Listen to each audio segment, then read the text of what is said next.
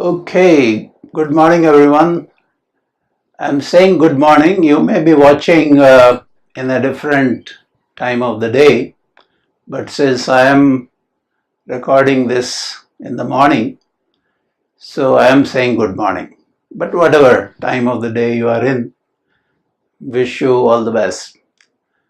Hope you have thought about the challenges we had talked about last time and have been able to internalize them, have been able to understand them, and are now ready to move forward with an open mind, with a sense of intellectual curiosity, and of course, a desire to do well in future. So as I had mentioned, but before I start off on that, occasionally I have been asked that what are your credentials for talking about ethics? It's a good question, relevant question. I have been fairly fortunate in terms of my education. I started as a mechanical engineer, bachelor's degree from MBA Engineering College, Jodhpur, and then straight away went to IIM Ahmedabad to do my MBA. And then later on in life, I went to MIT in Cambridge, USA, to do another master's in a program called Technology and Policy. And that's where I first got my formal exposure to ethics. As we discussed technology, how to make choices, ethics did come in as a very important perspective. As a matter of fact, I still recall a quote that technology without ethics is barbarian, and ethics without technology is toothless. So it establishes a very, very clear link between technology and ethics. And of course, I took off from there, and after a lot of zigzag about last 2 decades, I have focused my professional activities on teaching, training, and consulting in ethics and CSR. So that's how my entry into ethics.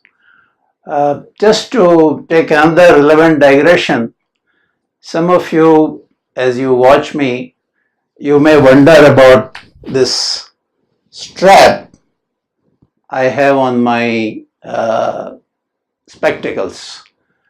Just to explain, I play tennis as often as I can, and this strap ensures that my spectacles don't fall and break.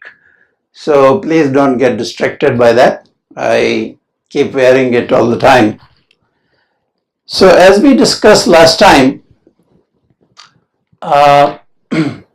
we are going to be exploring the topic of ethics in terms of few simple but powerful questions.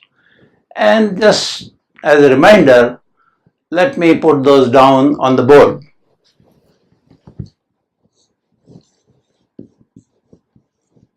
What is ethics? Why ethics are important? How can we bring ethics into our lives? And then the logistics questions of when, where, and who. If you recall, we had answered when, where, and who almost immediately.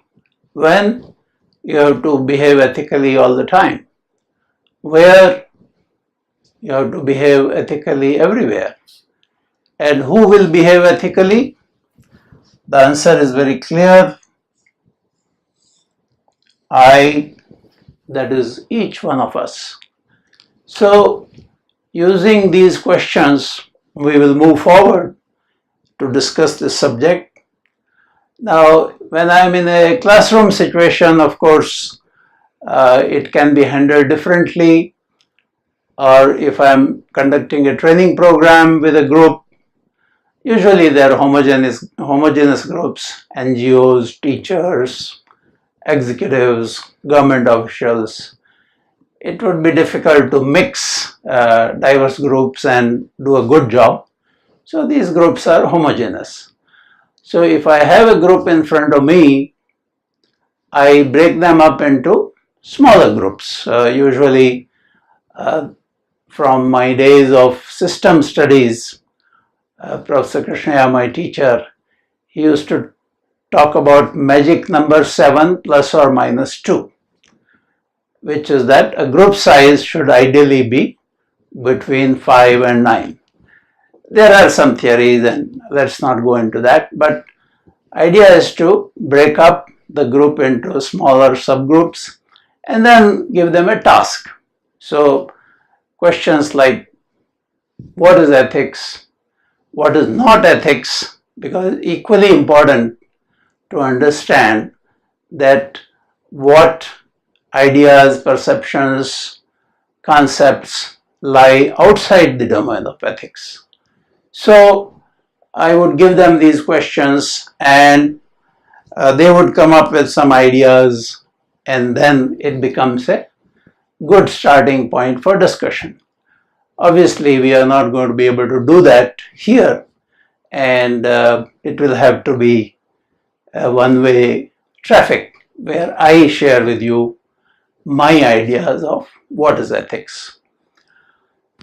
As I had mentioned in my last presentation, basically my focus has been, and hopefully will remain, teaching MBA students, people who are decision makers and actors, and that's the type of people I talk to about ethics, which means that I do not go too much into the theory of it. It's a matter of just understanding it and making sure that the practical implications are imbibed. So, for example, in my lexicon, ethics, morals, values, they are more or less synonymous. I don't try to differentiate between such finer concepts. Sometimes I call it hair splitting. So I'm not into that kind of hair splitting.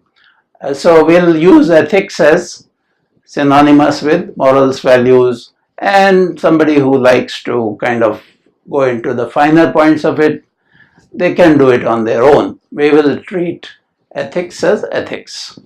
So with those two kind of prefaces, let me begin by talking of what is ethics.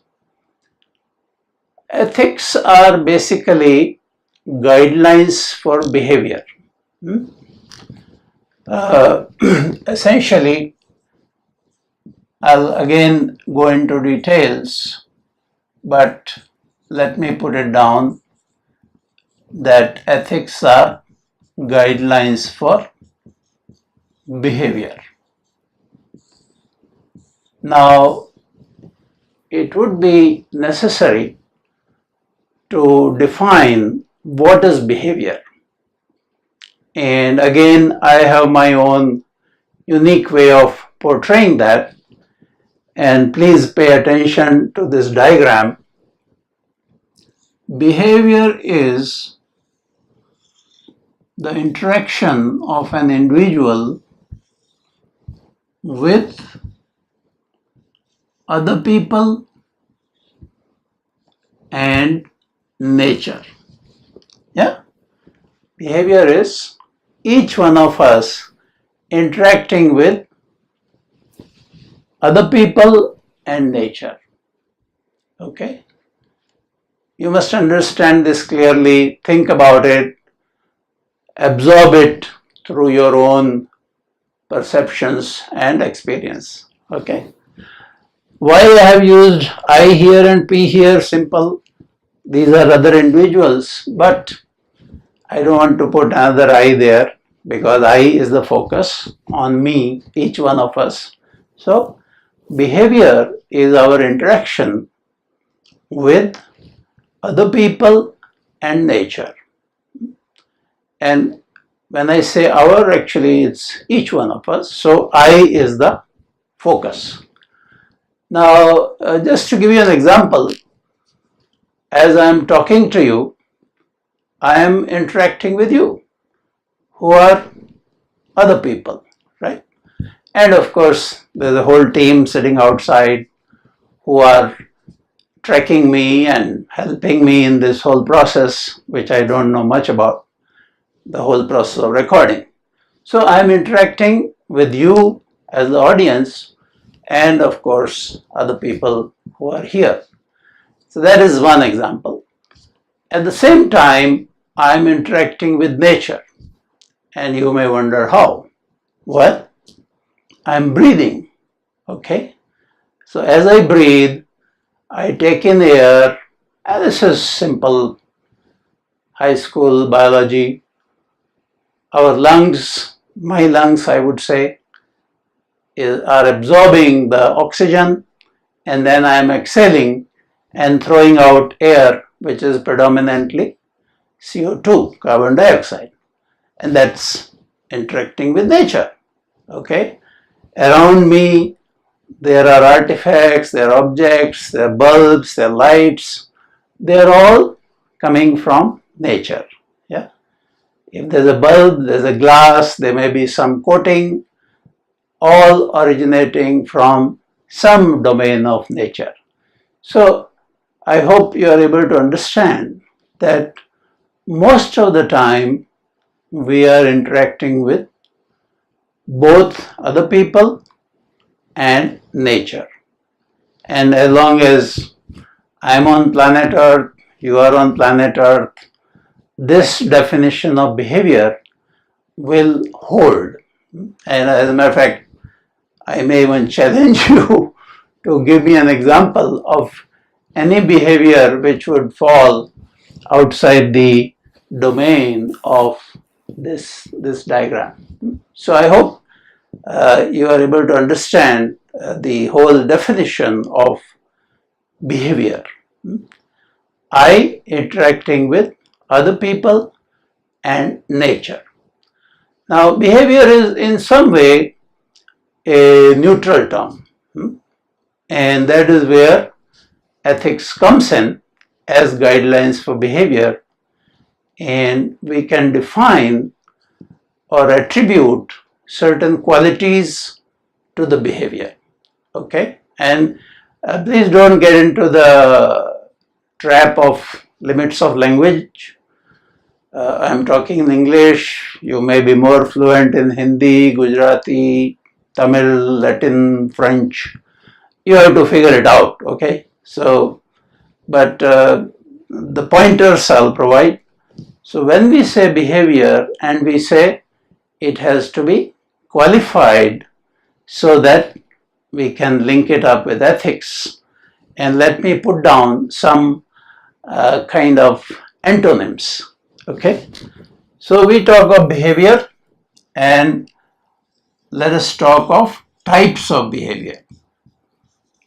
So good, bad, fair, unfair, just, unjust, and so on. Yeah? Right, wrong. So once we qualify behavior through these adjectives, we get into the domain of ethics. Good behavior, right behavior, just behavior, fair behavior, equitable behavior are all behaviors which fall in the domain of ethics, ethical behavior.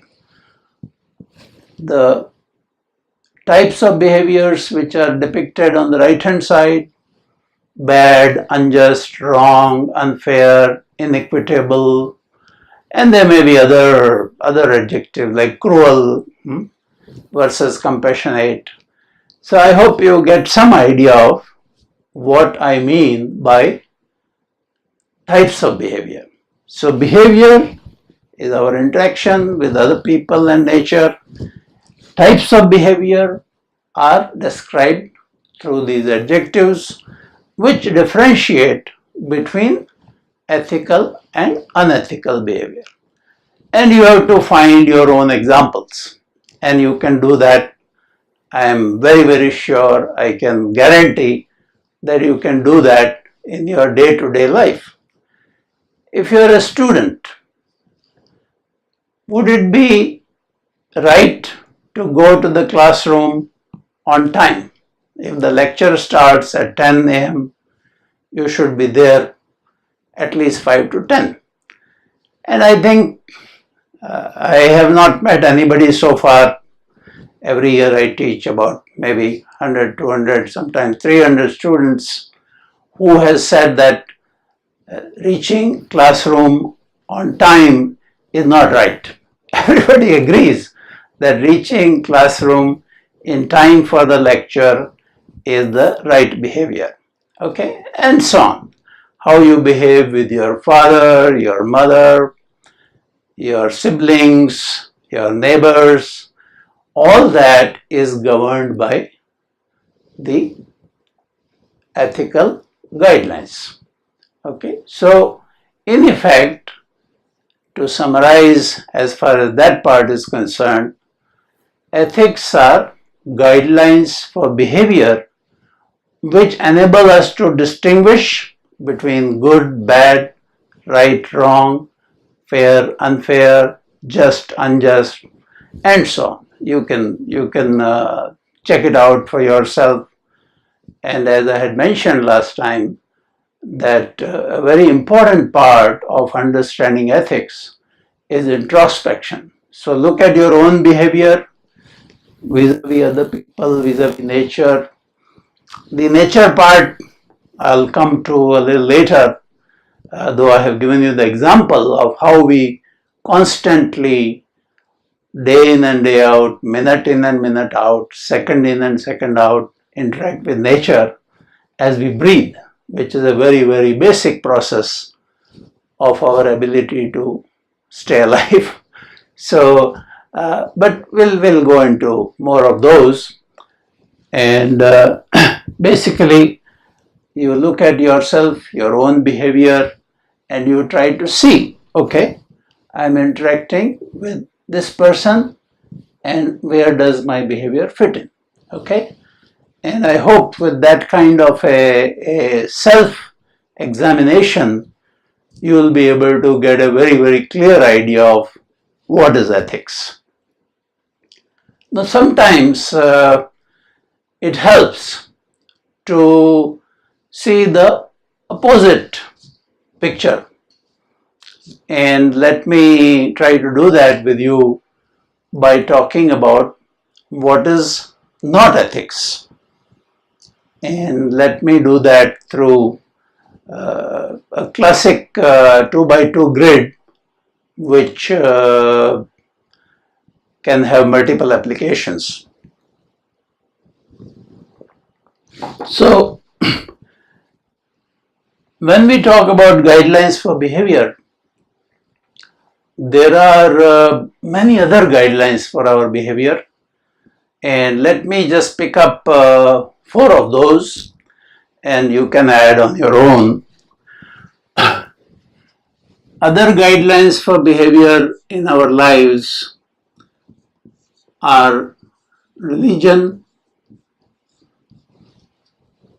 law, code of conduct,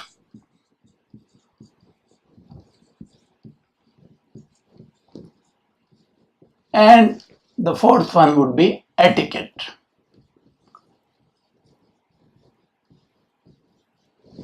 So I have chosen those just because I thought about this subject over many years, and they seem to lend themselves in terms of helping us understand what is ethics in a clearer manner. And again, I'm not sure how much in depth I should go, but I'll illustrate, I'll set forward for you an algorithm or an approach to do this contrast and comparison, and hopefully you can then proceed forward using that approach, or you can even modify, improve upon it. If you improve upon it, please let me know. Thank you.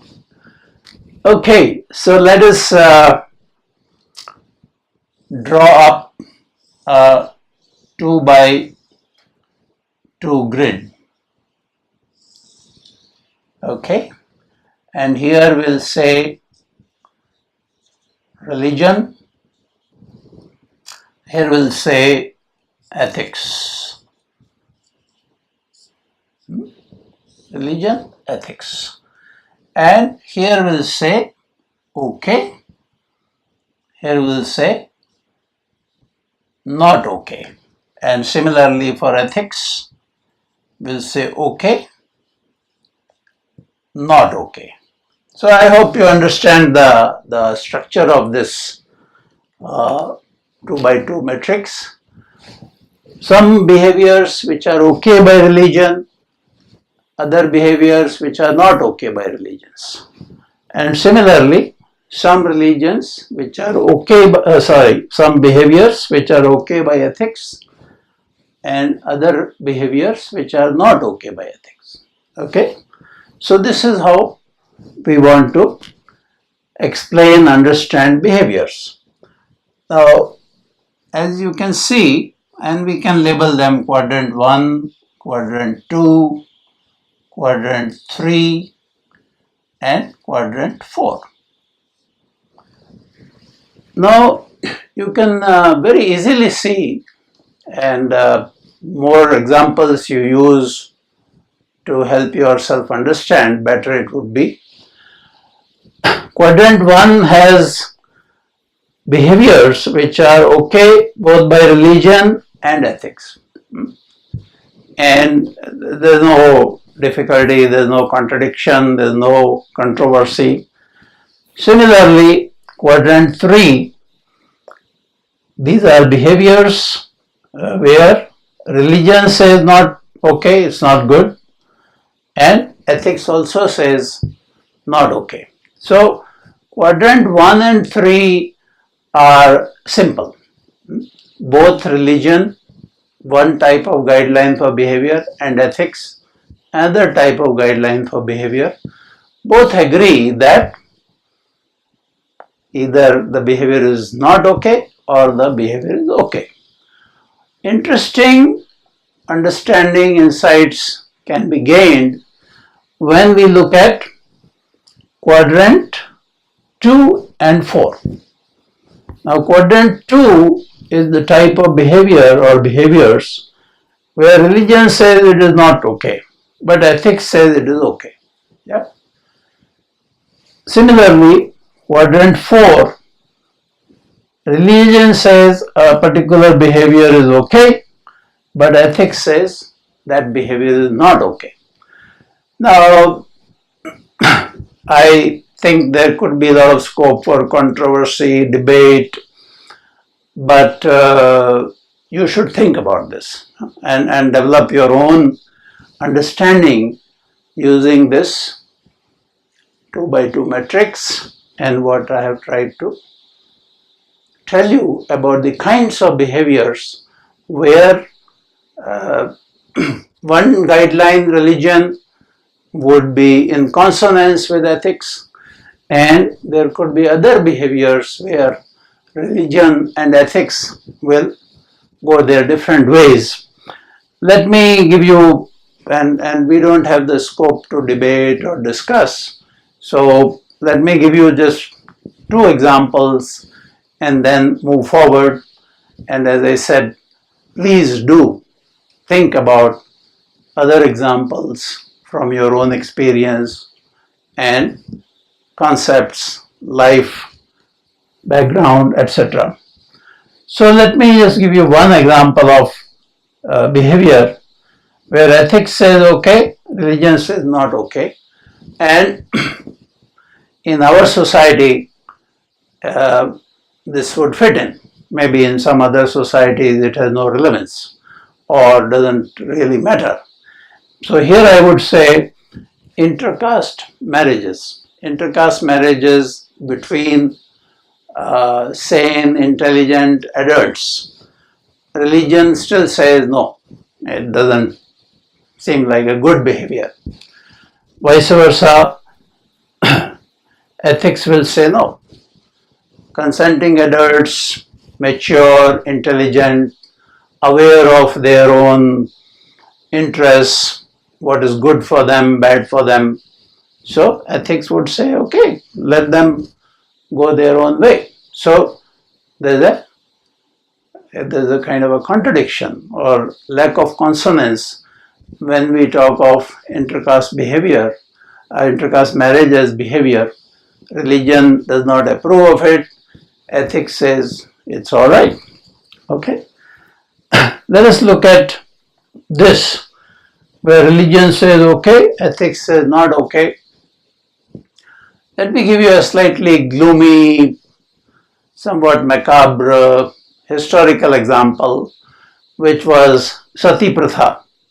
Fortunately, we have gotten rid of it, at least seems so, though off and on there are some sprouting in the media about some events, but I think by and large our society has gotten rid of that. But there was a time when sati was considered okay by religion, whereas any straightforward understanding of ethics would tell us that that's not right. Putting a woman into the funeral pyre just because her husband has died is ethically not right behavior. So I hope with those two simple but I hope not very complicated examples, you are able to see that there are situations, most of the time religion and ethics would agree on what is ethical, what is right, and what is unethical, what is not right. But there will be examples where religion and ethics may not agree with each other, and you think about those examples, try to understand, and hopefully that will give you a better understanding of what is ethics. Now, let me try to use the same grid and give you another thinking pointer. So let us replace religion by law.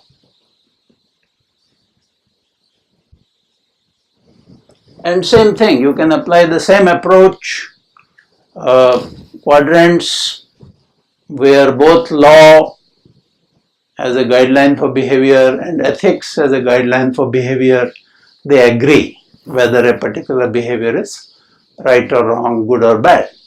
But again, interesting understanding, insight will come when you think about behaviors in quadrant 2 and quadrant 4. Again, let me give you some example where law says not okay, ethics says okay. And again, please understand it in your own way. If we were face to face, we could debate, but that option is not available. And again, the examples that I'm choosing are kind of off the top of my head. They may be better examples, which I hope you can grasp. So here, quadrant 2, law says not okay, ethics says okay. Let me take the example of euthanasia. As of today, our lawmakers are still debating about euthanasia. There are other countries like Denmark where euthanasia has been legalized. But as of today, situation is law does not approve of euthanasia. Ethics, I think, says that there is something right about that. Similarly, when we say law says okay, ethics is not okay, let me give you an example of firing an employee, kicking him or her out of the job. Now, law says okay, if you are the employer, with due process, you can fire an employee. But ethics says no, you have to think carefully. Is there a just, fair, equitable reason for firing that employee? Because he or she may be a bread earner, maybe a lone income generator for his or her family. So ethics would want you to be compassionate, whereas law is kind of devoid of emotions. It just says, yes, you have the power as an employer to fire the employee. So again, simple examples from my repertoire, my experience, thinking. Please add from your own side, as long as you understand this grid and are able to use that to learn more about what is ethics, what is not ethics. Let me move on to two more guidelines for behavior, and then I think we would have covered enough ground on what is ethics. So, code of conduct. Let me show you this. I hope you can read it. It's a bit kind of a color combination is not all that great. But anyway, this is a booklet which is given to any new employee who joins any of the Tata companies. Okay, and it says Tata Code of Conduct. And of course, I have a slightly older copy, but this is signed by Mr. Ratan Tata. So it's not signed by some VPHR or corporate communication. It's signed by the then head of the Tata Group, Mr. Ratan Tata.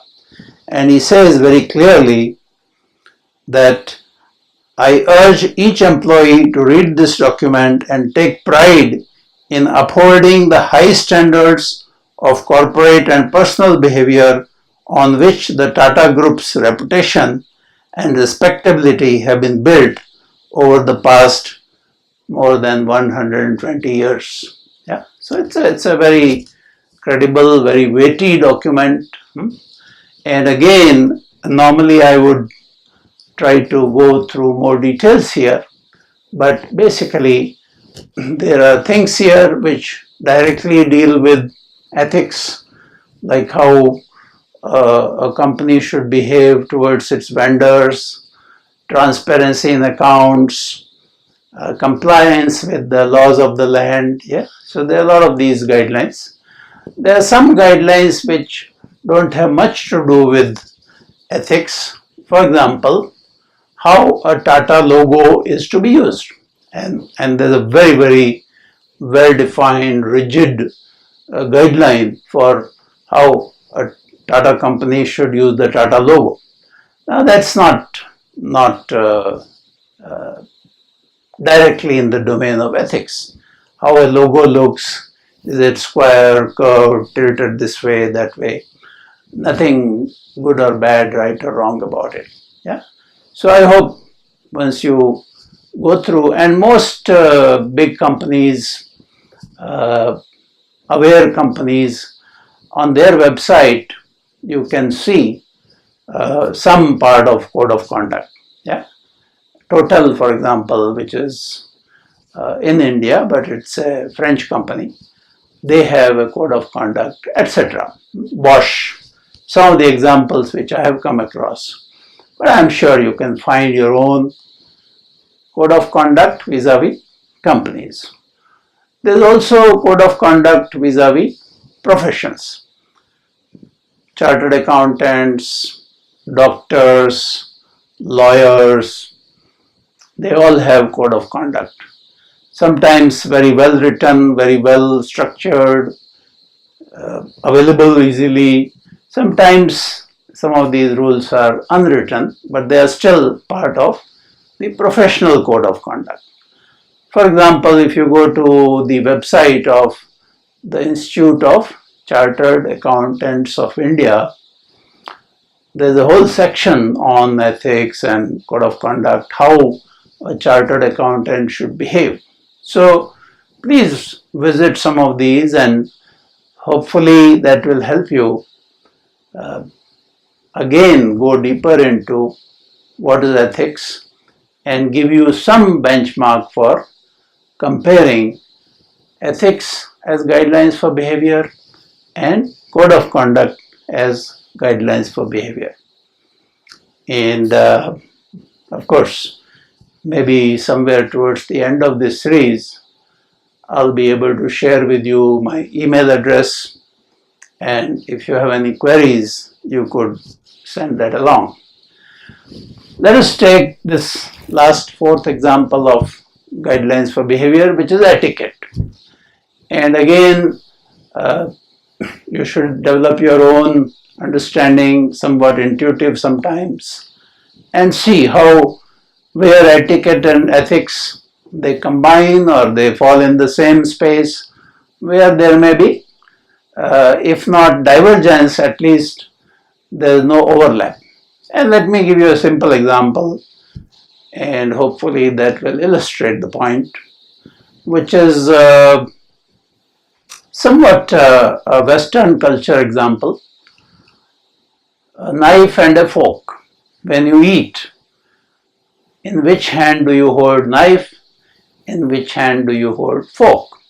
And conventionally, as I understand it, I have lived very briefly in that culture, knife is held in the right hand side and fork is held in the left hand side. Now suppose there is somebody who is left-hander, or for whatever other reason, if he switches and holds the knife, he or she holds the knife in the left hand and fork in the right hand, there's nothing wrong, bad about it. Yeah.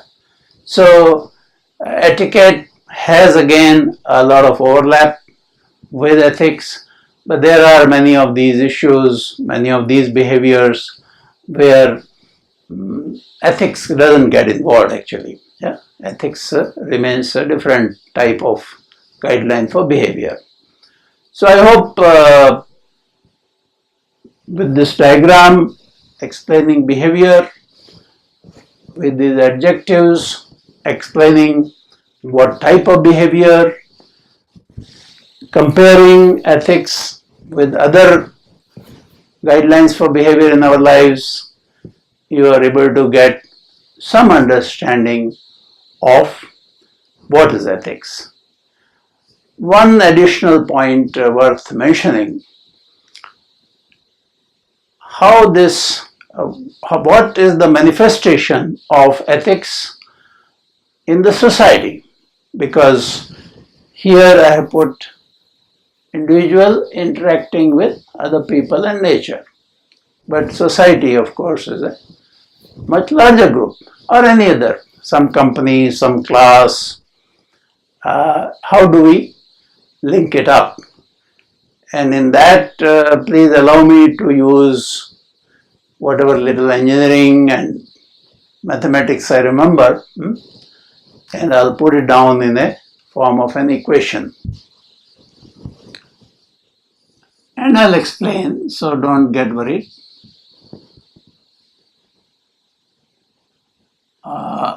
Society or a group is a summation.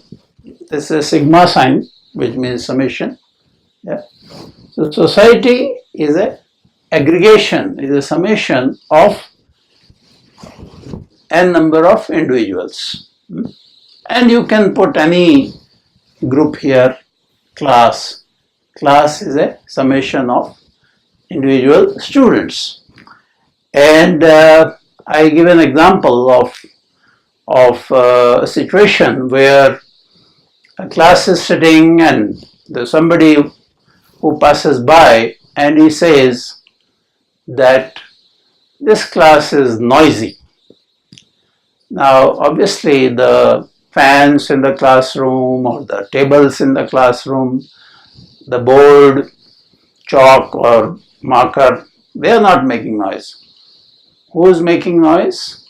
The students. And again, it has to be an aggregation. For the adjective of being noisy to come up, you need to have basically a lot of students making noise, and then a passerby will be able to make that kind of comment. So please remember that any group, here I put society, but you can use any collective noun, is a summation of individuals. So for example, in our last interaction, I told you about Transparency International and how they rank various nations according to their own assessment of corruption, etc., unethical behavior. There again, now if they say that, or anybody says that, and some of you may not agree with me, but if they say India is a corrupt nation, now that map with Gujarat in the west, Assam in the east, Kashmir in the north, Kanyakumari in the south, that is not unethical. Yeah? Or the trees, the rivers, Ganga, Saraswati, Yamuna, they are not unethical. So how does the statement emerge that India is an unethical country? And with all caveats of generalization, basically that means that out of 1.25 billion or whatever is the latest figure, the large proportion of individuals who behave unethically, and therefore as a pattern it looks, and a generalizable statement can be made that India is an unethical country. Yeah? And vice versa, of course. There may be other parameters where we will be good in some way, and again that good will emerge out of large number of individuals behaving in that particular good manner. For that I give an analogy of a glass bowl. You take a glass bowl, transparent, and say there are 100 plastic balls inside. Now, out of those 100 balls, let us assume that 98 are white and 2 are black. Now, somebody who is looking at that bowl would see that bowl as white, because those 2 little black balls will be, even if they are visible, they are outnumbered, they are dominated by the white balls. Yeah? So, a glass bowl with 100 balls, 98 white, 2 black, would look white. Vice versa, glass bowl, 100 balls, 98 black, 2 white, it would look black. And I hope that analogy can help you understand how a collective behavior is built up and becomes visible as a pattern as an aggregation of individual behavior. So, if most of us are ethical, the society would look ethical. If most of us are unethical, the society would be branded as unethical.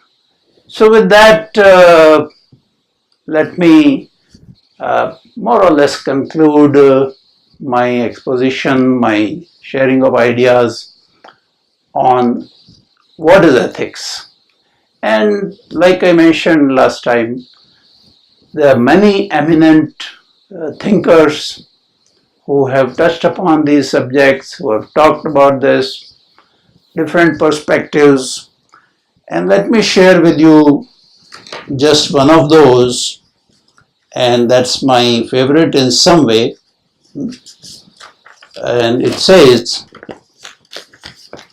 since I carry it all the time, it kind of gets crumpled. Some simple definition of ethics. Some simple definitions of ethics. It's a very interesting, not very lengthy, not too academic exposition on defining ethics. What is ethics? So let me give this to you as a homework. Yeah, you can locate this in an article by Professor Laru T. Hosmer. Just to remind you, Laru T. Hosmer. And he wrote this article way back in 1994 as strategic planning as if ethics mattered. Strategic planning as if ethics mattered, and it appeared in Strategic Management Journal, Volume 15, Issue 7-34. And Professor Hosmer is no more. I had a very brief interaction with him because somewhere along the line I lost this article, and I wrote to him an email saying that, can you please help me get a fresh copy?